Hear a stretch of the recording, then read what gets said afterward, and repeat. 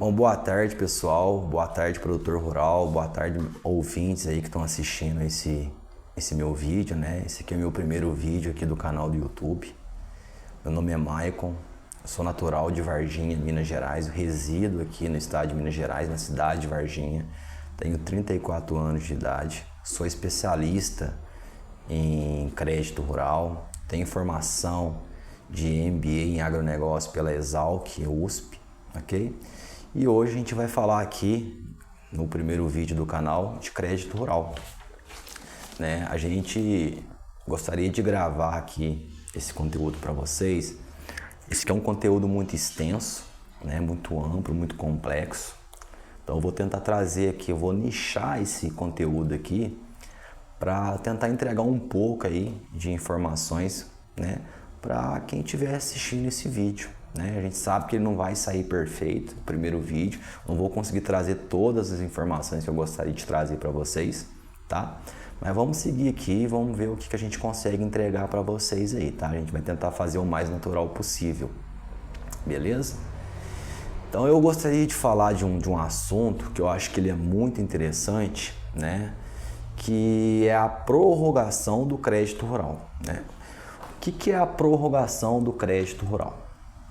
A gente sabe aí que os produtores, né, tanto produtores de grãos como também os pecuaristas, né, sabemos que muitas das vezes vocês precisam contratar esse tipo de crédito para financiar a atividade de vocês aí no campo, né, o famoso dentro da porteira. E muitas das vezes a gente sabe que a linha de crédito que vocês buscam quando vai contratar esse tipo de crédito, ele vai depender de alguns fatores, né? A gente sabe que basicamente existe 4 tipos, né, de financiamento do crédito rural. A gente sabe que existe o financiamento de custeio, financiamento de investimento, financiamento de comercialização e o financiamento de industrialização, né? Os beneficiários, como eu falei agora há pouco, são os produtores rurais, independentemente da cultura, né? Seja um soja, um milho, seja café, seja trigo, seja feijão, enfim, não importa. E tem também os pecuaristas, né? Que são aí o pessoal aí que trabalha aí com os rebanhos, né? Com as criações aí de animais aí. E tem também os pecuaristas que a atividade principal é produzir carne, né? A atividade final é, digamos assim, é a alimentação, é a produção da carne para abatedouro, frigorífico, indústrias, enfim, né? E tem também aqueles pecuaristas que são voltados para o laticínio, né? Que é a comercialização do leite em si, né? Então a gente vai falar um pouquinho aqui desses tipos de linha de crédito e como é que elas funcionam, né? O custeio, né, dentro do crédito de custeio, a gente consegue perceber lá dentro do manual do crédito rural que é digamos assim, o manual ele é como se fosse uma codificação de todas as normas que são definidas aí pelo Conselho Monetário Nacional e também do Banco Brasil. Então elas são codificadas dentro desse manual do crédito rural para poder regulamentar atividades do financiamento do crédito rural, né? Do dinheiro que são empregados nessas atividades, né? E o que a gente sabe que acontece nessas atividades, como eu falei, a atividade de custeio é a atividade que é o início da atividade, assim, digamos assim, no dentro da porteira, lá na propriedade rural, no campo, né? Falando mais especificamente, né? Então, vamos pegar aqui, por exemplo, a pessoa que está precisando de um crédito de custeio para plantar soja, né? O crédito de custeio ele vai abarcar tudo que o produtor precisa para poder produzir a soja, né? Então vamos supor aqui que ele já tem a terra, né? Já tem lá a propriedade, então ele vai precisar de insumos, né? ele vai precisar de sementes, ele vai precisar de fertilizantes, ele vai precisar de defensivos, né? A depender do tipo de tratamento que ele usa ali na lavoura. Isso daí vai muito do tipo de produtor também, né? Perfil, cada um gosta de usar um tipo de... Tem os biológicos, tem os químicos, enfim, né? E então você vai precisar desses insumos para você fazer a produção da sua soja, né? Aí tem depois também o crédito de investimento, né? Que é para você poder fazer a aquisição de maquinários, por exemplo, uma colheitadeira, para você poder estar aplicando, né? Para você estar utilizando isso aí na sua atividade ali rural, né? Temos também aí o crédito de comercialização. Eu gosto de dar o exemplo aqui da logística, né? Porque depois que, por exemplo, eu gosto de dar o exemplo da logística, né? Que é o transporte dos grãos, por exemplo, para o comprador, né? A pessoa que comprou seus grãos, seja uma cooperativa, uma trade, então você precisa entregar isso em algum lugar, né? E também a questão do armazém, né? Então, assim, o armazém, ele pode também ser classificado, ser caracterizado, né, como um crédito também de investimento, né? Por exemplo, se você quiser construir um armazém para poder armazenar seus grãos, é um crédito de investimento. Mas se você estiver utilizando o crédito para poder levar os seus grãos da sua fazenda, por exemplo, até um determinado armazém, já é um crédito de comercialização. Eles são também utilizados para poder se proteger das oscilações do preço também. Então o crédito de comercialização ele tem essa finalidade, né? Quando você pega esse crédito emprestado, o crédito de financiamento, para que você possa, de certa forma, se proteger dessas oscilações aí do preço, né? A gente pode falar um pouco mais sobre essa daí, né, nos outros vídeos que futuramente eu vier a gravar, que a gente vai entrando, esmiuçando assim, cada detalhe dessas categorias do crédito, que fica mais fácil de compreender, né? E tem a industrialização, o crédito de industrialização, que é, por exemplo, vamos supor o produtor que ele tem ali ele tem uma parte de industrialização da produção dele, né? Do tipo de grão que ele está produzindo ali, por exemplo, né? Vamos supor aí que o produtor ele tem também ele tem lá na sua propriedade rural, no exemplo da soja, uma esmagadora de soja, né? Que aí ele vai industrializar ali, no caso, o grão depois de processado, né? Que aí a gente sabe o complexo de soja, o quanto ele é grande, né? Você pode fazer muita coisa depois que você industrializa o grão, né? Você processa ele, né? Tem o óleo de soja, margarina, nossa, tem uma infinidade de coisas aqui. Não vou aprofundar porque senão a gente vai perder o foco aqui. Então, pessoal, você consegue pegar o crédito rural para financiar essas atividades, né, que você precisa para empregar na sua atividade rural. Seja um crédito de custeio, um crédito de financiamento, crédito de custeio, crédito de comercialização, crédito de investimento e o crédito de industrialização, né?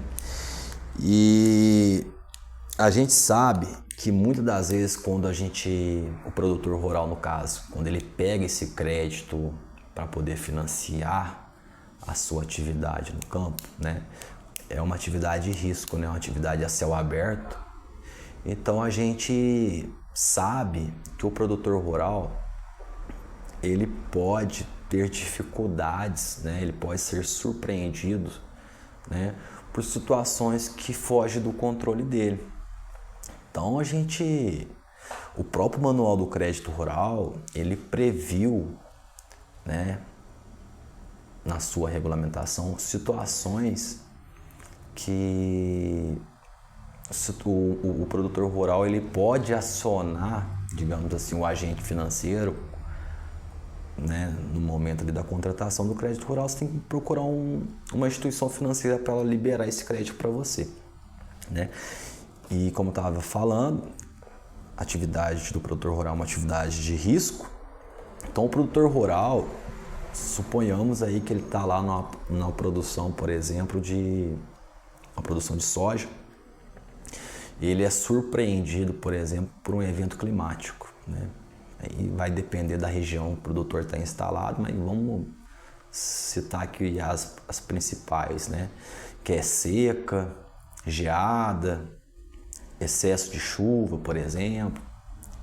Então essas situações, se elas vierem a acontecer e porventura elas vierem trazer um comprometimento, o rendimento do resultado da lavoura, ou seja, você tem uma frustração de safra, você tem uma perda de rendimento, né? Você tem um prejuízo financeiro, e esse prejuízo compromete o pagamento do financiamento do crédito rural, né? Porque você teve um prejuízo, né? Teve um prejuízo no sentido de seca, né? E você estava esperando colher, vamos supor que a tua programação era colher, não sei, vamos pôr aí 100 sacas por hectare, né? E você é surpreendido e colhe aí somente 30% da sua estimativa. Você teve uma frustração de safra. Só que aí você tem um financiamento lá no banco e muitas das vezes esse financiamento você tem que pagar ele anualmente, né? Depois que você colheu a soja, por exemplo. O Manual do Crédito Rural ele prevê um prazo de 60 dias após a colheita, né? E aí você é surpreendido, você não consegue pagar. Como é que você vai fazer, né? Então a gente quer falar um pouquinho disso aqui no vídeo para como que você tem que proceder, né? Você vai pedir a prorrogação do crédito rural, né? O que é a prorrogação do crédito rural, né? É justamente quando você foi surpreendido e você você quer resolver a situação, né? Você quer continuar adimplente com o banco, né? Você não quer ficar inadimplente, né? Você não quer não conseguir pagar esse financiamento, mas a gente sabe que se você não tem dinheiro, automaticamente você não vai conseguir pagar, não existe mágica, né? Você vai ter que dar um jeito, mas sem rendimento, como é que você vai fazer? Aí você vai pedir a prorrogação. A prorrogação do crédito rural nada mais é de que você faz um laudo de frustração de safra para um profissional especializado, né? Geralmente um agrônomo que faz isso, né? Um profissional de confiança. Ele vai fazer um laudo técnico de estimativa de colheita, por exemplo, né? E o quanto que de fato você colheu, né? E aí, basicamente, ele vai fazer ali um cálculo ali, né? Aqui eu não estou explicando como que faz o laudo de frustração de safra, não é isso. Só estou, né, dando uma pincelada aqui. Então, vai pegar lá a estimativa com o que de fato você colheu, vai subtrair, vai dar lá um resultado negativo, né? E em posse desse documento, depois você faz aí um laudo de capacidade de pagamento, né? O que é o laudo de capacidade de pagamento? O laudo de capacidade de pagamento é quando você coloca em forma de planilha, se for o caso, né? Mais uma vez, eu não estou explicando como que faz isso aqui, tá, pessoal? Daí a gente pode gravar um vídeo em um outro momento para falar sobre isso. Mas aí você vai colocar nesse laudo de capacidade de pagamento, né, o quanto que você teve de prejuízo financeiro, certo? O quanto que você precisa de prazo de carência para você se reorganizar financeiramente, né? E quanto de prazo, né? Quantidade de prazo que você precisa para você quitar essa dívida do financiamento que você teve da frustração de safra, né? Então você vai fazer uma reorganização financeira, vamos dizer assim, né? E quais que são, digamos assim, o benefício de você pedir a prorrogação a prorrogação do seu financiamento, né, do seu crédito rural, né? São vários, né? Primeiro que você evita aí um endividamento, né, que pode te comprometer lá na frente com sérias consequências, né? Então a gente sabe que tem um produtor rural que quando ele não consegue pagar e ele vai tentando dar jeitinho, dando jeitinho, essa dívida ela vira uma bola de neve que muitas vezes o produtor rural ele perde a propriedade dele, né? E a gente sabe que o crédito rural, quando você faz o financiamento dele, ele é lastreado através de uma garantia, né? Ou é uma garantia hipotecária, uma garantia de penhor, né? E às vezes é uma garantia, né, hipotecária, digamos assim, de bem imóvel, né? Só que em forma de alienação fiduciária, que é mais perigoso ainda, né? Que é quando você fica inadimplente, o produtor rural, quando ele fica inadimplente, né? Você deu aquele bem em garantia, o banco ele pode simplesmente transferir a sua propriedade, né, em titularidade do banco para compensar o pagamento da dívida, uma vez que você não fez o pagamento da dívida. Então isso é muito perigoso, né? Então você evita também dor de cabeça, você evita muito prejuízo financeiro, né?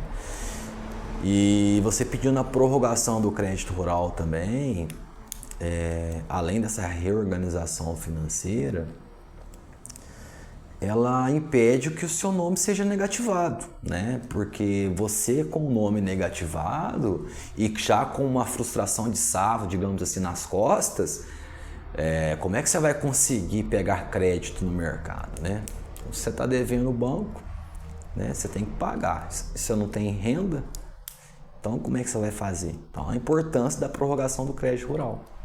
Só que a prorrogação do crédito rural ela não é brincadeira, né? Ela tem questões técnicas ali muito importantes que um especialista precisa te assessorar, ele precisa estar à frente desse tipo de negociação, porque até mesmo a forma como você pede a prorrogação do crédito rural, se você não souber fazer o pedido, não é que o banco vai negar, não, isso pode até acontecer, mas a questão é que muitas vezes você faz a negociação com o banco, ou vamos chamar aqui de renegociação, que também tem que tomar um cuidado, que a renegociação ela é perigosa, né? A gente vai falar dela também. Mas muitas vezes quando você faz aí você pede a prorrogação do crédito rural, mas você não sabe pedir, porque você tem que saber fundamentar, você tem que saber fazer provas, né? Explicar o porquê que você precisa daquele tempo de carência e daquele prazo para você fazer o pagamento, né? Isso daí vai estar dentro de uma planilha, por exemplo, assim, explicando tudo para o banco, para que você possa conseguir esse crédito, essa prorrogação, nas melhores condições possíveis, a ponto de você não se prejudicar novamente, porque você vai ter que começar uma nova safra, e outra safra, você, né? Como a gente está falando aqui, a atividade do produtor rural é uma atividade de risco, né? Então até isso você tem que se precaver, porque se você não souber pedir a prorrogação, na próxima safra você se embola novamente, aí você está com duas dívidas, você já pediu uma prorrogação, você pediu outra prorrogação, né? E você está com um parceiro que você precisa resolver, como é que você... Então é complicado, né? E tem questão que é a parte que eu gosto de falar aqui, que muitas das vezes, né, o produtor rural ele não sabe, que é a questão dos juros, né? Ou das taxas que estão ali envolvidas ali no crédito rural. O contrato do crédito rural ele é um contrato muito complexo, sabe, pessoal? Vocês estão aí ouvindo aí, que chegaram até essa parte do vídeo. Tem muitas taxas que estão ali, muito percentual de juros, muitas cláusulas, muitas vezes ilegais e abusivas, né? Eu vou tentar explicar aqui para vocês aqui como que funciona, mais ou menos, tá? Tentar trazer a regra geral, né? É claro que a situação vai depender do caso a caso, isso aqui tem que ser personalizado, no caso individual de cada um, para que a gente possa de fato entender a situação de cada um e tentar resolver da melhor maneira possível para o produtor. Mas basicamente o que a gente sabe é o seguinte: existem 3 categorias de beneficiários do crédito rural. Aqui a gente vai falar do produtor rural. Existem outros? Existem. Vamos falar do produtor rural aqui. Existe o produtor rural, né, o pequeno produtor rural, o médio produtor rural e o grande produtor rural, né? A taxa de juros de remuneração do crédito rural, ela é definida todos os anos, ok? Através do Plano Safra, certo? E lá no Plano Safra vai vir discriminado quais são os tipos de financiamento disponíveis. Então vem lá, financiamento de custeio, financiamento de investimento, financiamento de comercialização e investimento de industrialização, né? E como eu falei, existem essas categorias também de profissionais, tá? Então, dentro do Plano Safra, ele vai estabelecer, por exemplo, qual a porcentagem de juros remuneratórios que o médio produtor rural, por exemplo, vai pagar para um financiamento, um crédito de custeio, né? Ou quanto o médio produtor rural vai pagar para um financiamento de crédito para investimento, ou para comercialização, ou para industrialização. Via de regra, a gente sabe que os maiores aí é o de custeio e o de investimento, né? Existe de comercialização, existe o de industrialização, existem. Mas é por causa que a fase de investimento e de custeio estão muito interligadas, né? Uma praticamente depende da outra ali, né? E a frustração de safra, muitas das vezes, quando você tem, você não chega nem na fase de comercialização e nem de industrialização, né? Que é uma pena.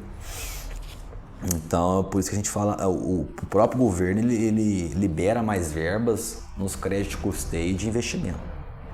Aí o Plano Safra vai falar, né, qual que é a taxa de juros remuneratórios que você vai pagar, né? Aí vai falar lá, se for o crédito de custeio, de investimento, de comercialização e de industrialização, vai vir discriminado. Eu não vou trazer isso aqui nesse vídeo, por exemplo, porque não é o objetivo. Como eu falei, também isso tem que ser analisado no caso concreto, né?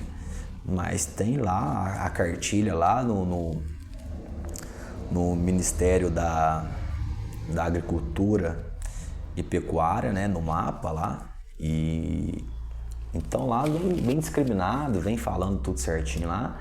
Então tem que tomar cuidado, né? Porque se tiver previsto lá no crédito custeio, por exemplo, do médio produtor, o crédito de, vamos pegar aí, médio produtor, 6% ao ano, né? E não for respeitado esse limite de porcentagem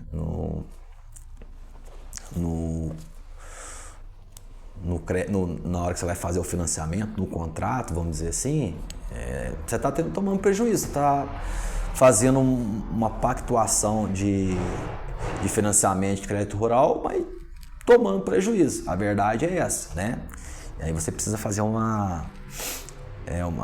como eu expliquei, né, minutos antes, depois que você faz o pedido de prorrogação da sua dívida do crédito rural, né, depois você tem que fazer uma revisão de contrato, porque muitas das vezes você está perdendo dinheiro, né, você está tomando prejuízo, né?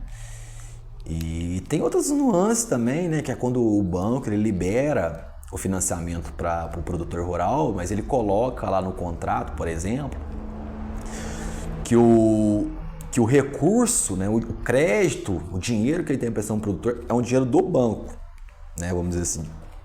Portanto, ele não é obrigado a seguir, digamos assim, a cartilha do Plano Safra, né? Beleza. De fato, o crédito rural é um financiamento subsidiado pelo governo federal. Então, ali os recursos, digamos assim, os recursos controlados, o banco é obrigado a seguir, né? Mas aí tem que saber, será que o banco realmente ele tá te emprestando um dinheiro que é dele, com recursos livres, e, né, ao invés de ser o crédito controlado, né? Será? Aí tem que também investigar, né? Porque muitas vezes a gente sabe que isso não acontece, né?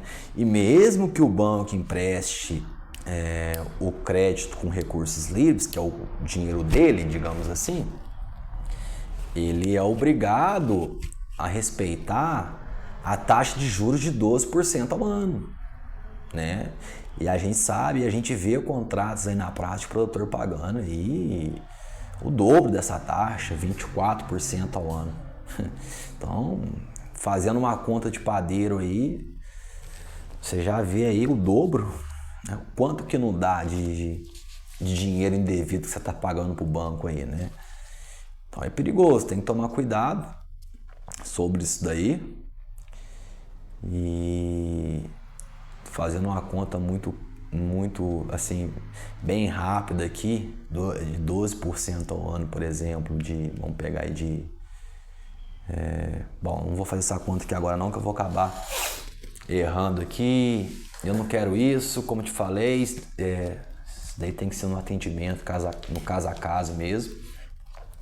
Mas dá pra extrair daqui que você vai pagar o dobro, né? De 12%. Você vem um contrato lá com 24%, né? Então você vê que tem um prejuízo interessante aí. Outra taxa de juros aí que o banco cobra indevidamente, que eu vejo muito produtor rural pagar,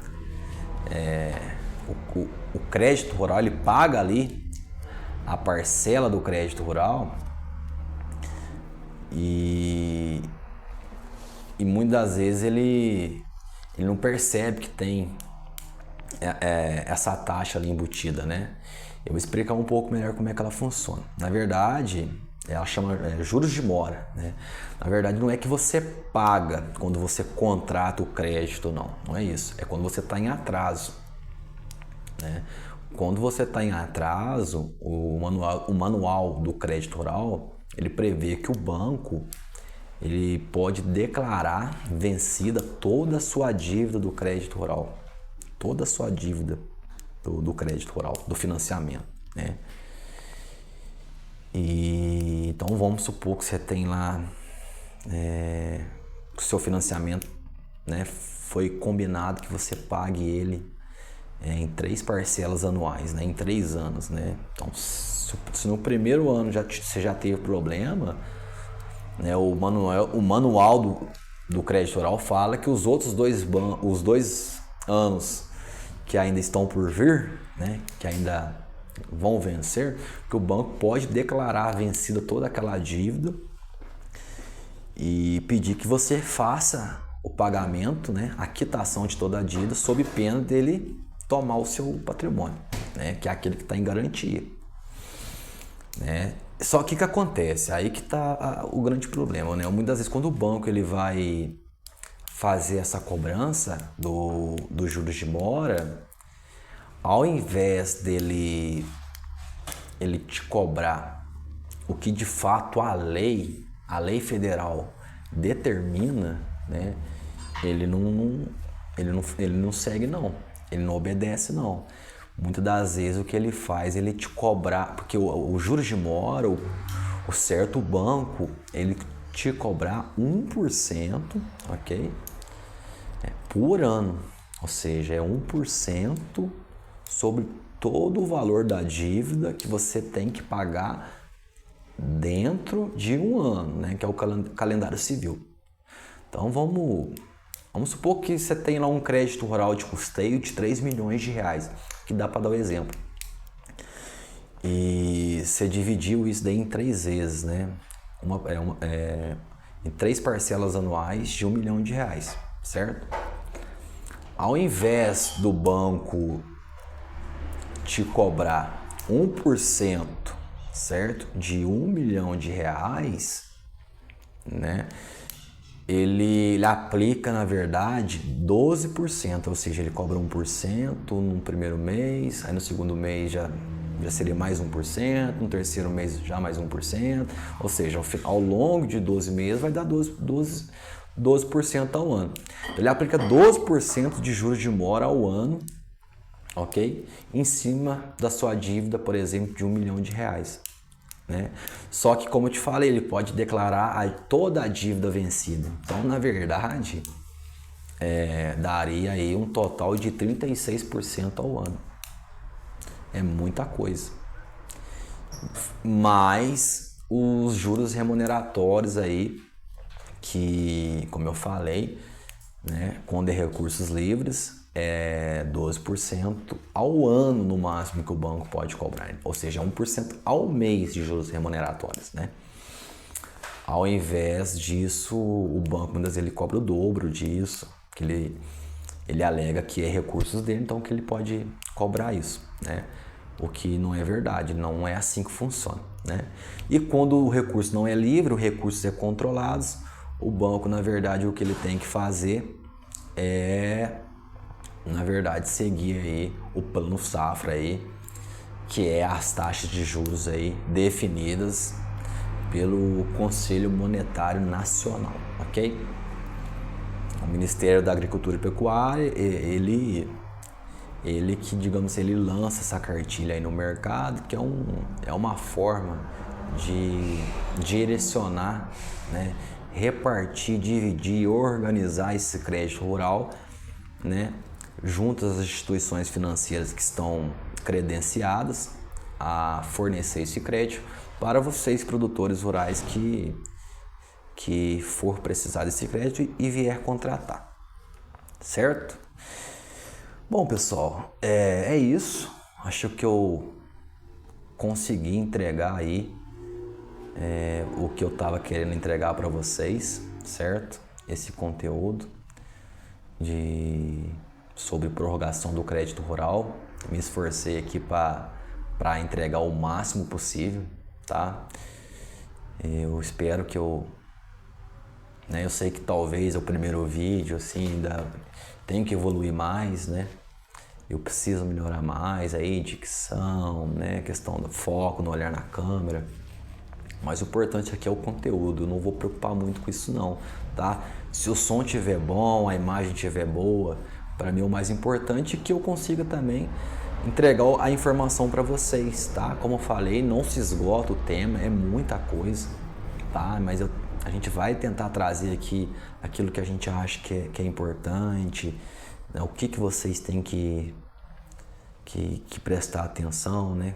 Porque a gente sabe que aí o jogo aí fora, aí o mercado, quando você precisa, né, você vai até o banco e tem que contratar esse crédito rural, a gente sabe aí das loucuras que acontecem aí, né, no mundo afora aí. Então tem que tomar cuidado, é o nosso dever informá-los, trazer informações para vocês, né?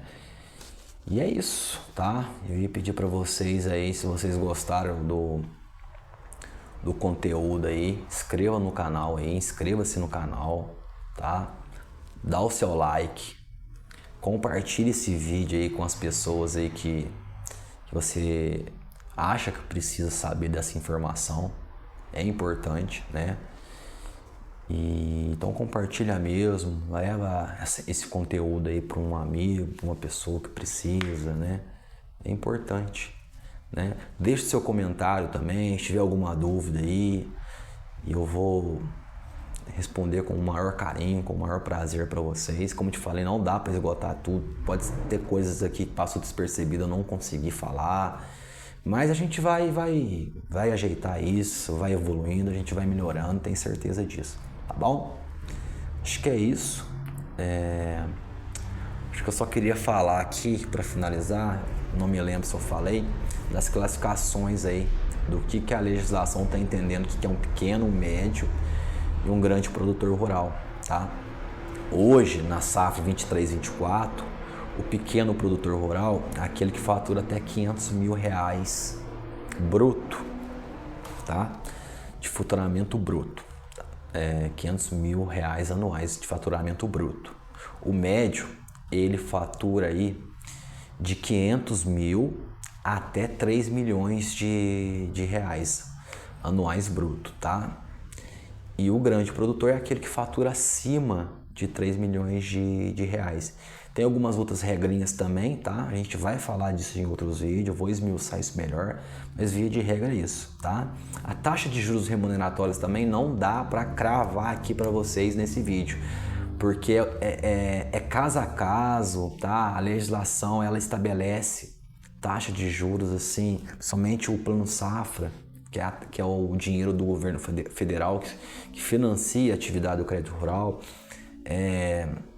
ele é muito, digamos assim, muito dinâmico, tá? Porque é muito tipo de enquadramento, crédito de custeio, crédito de investimento, comercialização, industrialização, pequeno, médio, grande produtor rural, e aí tem dentro do próprio crédito de investimento um tanto de modalidade de investimento, né? Até escrevi aqui no papel que a gente tem o Moderfrota, o Prodecorp, o Procap, né? Então é muito dinâmico, não dá mesmo assim. Eu posso até tentar em outro vídeo, ver se eu consigo esmiuçar isso mais para vocês. Mas tá fácil, tem aí a cartilha aí do Plano Safra, lá vem tudo discriminado, tudo certinho falando. Então não sei nem se tem essa necessidade, beleza? Mas via de regra, vamos ficar aí com uma regra aí para vocês guardar. Pequeno produtor rural, quando é recurso do Plano Safra, vai pagar uma taxa de juros remuneratórios anual de 4 a 6% ao ano. O médio produtor, 8,5% ao ano, ok? E o grande produtor rural, no máximo, 12% ao ano, ok? Juros de mora, somente 1% ao ano, não pode ser mais do que isso, ok? A multa também, ela pode acontecer nesses casos também de atraso do financiamento do crédito rural, tá bom? Ela é de 2% ao ano, tá? Que é previsto no Código de Defesa do Consumidor, tá? Não pode ser diferente disso, ok? E correção monetária desse dinheiro, o banco só pode capitalizar, tá? Os juros remuneratórios de 6 em 6 meses, em menos tempo ele não pode, ou seja, não pode fazer essa capitalização mensal, então tem que tomar cuidado. 99% dos contratos são capitalizados mensalmente, o banco só pode semestralmente, tá? Então é isso, tem que tomar cuidado. E o índice de correção monetária do dinheiro, ok? Porque o dinheiro com o tempo ele vai desvalorizando, então ele precisa sofrer uma correção. O banco ele vai ter que utilizar o menor índice do mercado, tá? O menor índice publicado, disponível no mercado para poder corrigir esse dinheiro, tá? E via de regra aí é o IPCA, tá bom? Acho que é isso.